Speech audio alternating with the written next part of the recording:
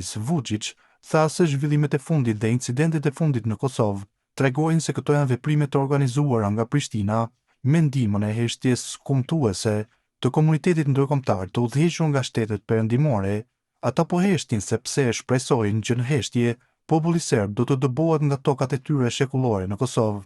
Në të njëjtën kohë, kjo po shkakton ankth te disa aktorë politik në Perëndim dhe Lindje, që është një nervoz shtesë për kryeministrin në detyrë të Kosovës Albin Kurti, dhe këtë në kuptim politik duhet ta shfrytëzojmë, tha ai. Kosova nisi mbylljen e institucioneve serbe në fillim të vitit 2024, fillimisht u mbyllën në organet e përkohshme komunale, Banka Kursimuare e Postës, Posta e Serbisë, Fondi për Sigurim Personal dhe Shëndetësor, qendrat për punë sociale, ndërmarrjet publike dhe institucione të ngjashme.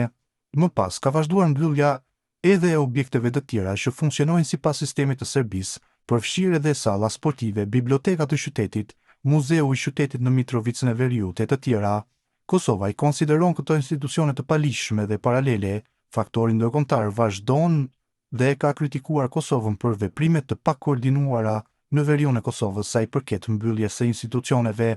Reagimi i fundit për këtë çështje erdhi pikërisht disa orë para intervistës së presidentit të Serbisë Aleksandar Vučić nga Mbretëria e Bashkuar, që shprehu shqetësimin me natyrën e pakoordinuar të mbylljes së institucioneve në veriun e Kosovës, që sipas Londrës ofrojnë shërbime vitale për komunitetin serb dhe komunitetet e tjera jo shumicë që jetojnë në veriun e Kosovës.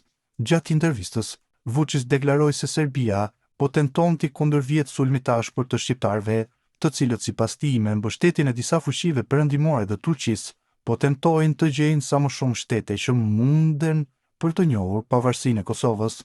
Është e jashtëzakonshme dhe e vështirë që të kundërshtohet kjo. Ne nuk kemi aq para sa kanë ata, apo armë dhe burime që të dërgojmë njerëz në botë për të blerë njohjen, tha Vučić, pa dhënë dëshmi për këtë pretendim.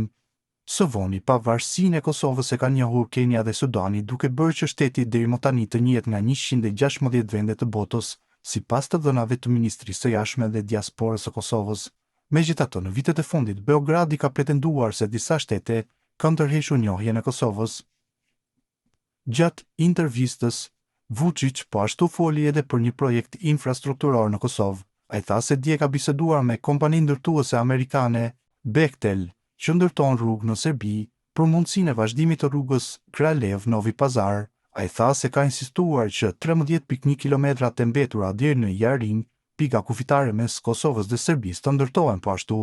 Pastaj thash, nëse mund të ndërtoni rrugën deri në Mitrovicën e Veriut, ne jemi të gatshëm të paguajmë dhe do të ishte sukses për ne dhe një rrugë e rëndësishme drejt paqes, diçka e madhe për popullin serb, që janë ato 4 komuna në veri të Kosovës.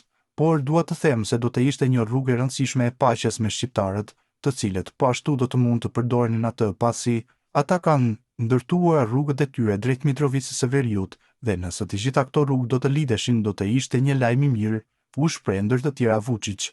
Serbia edhe më herët e kishte përmendur idenë e ndërtimit të rrugës që do të lidhte Jarinën me Mitrovicën e Jugut, por në vitin 2021 qeveria e Kosovës e udhëhequr nga Albin Kurti kishte thënë se Serbia nuk mund të ndërtojë një rrugë të tillë për shkak se është në territorin e Kosovës dhe është përgjegjësi e Kosovës.